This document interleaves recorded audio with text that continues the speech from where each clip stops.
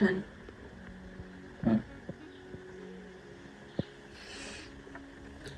ይሄ በሳምንት አንዴ የምትወስደው መድኃኒት ነው። ይሄ በቀን 2 ጠዋትና ማታ የምትወስደው መድኃኒት ነው። ይሄ በሳምንት 1 ቀን ከምግብ በኋላ።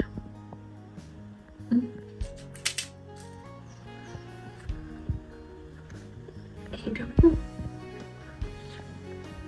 ህመም ሲሰማ ብቻ።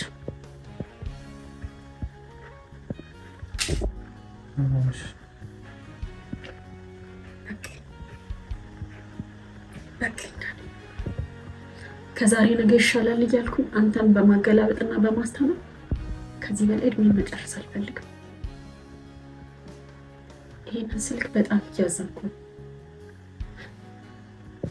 ከዚህ በኋላ መጥቶ ሊያስተምር የሚችል ሰው ካለ ደውለህ መጥራት ትችላለህ። በቅቶኛል።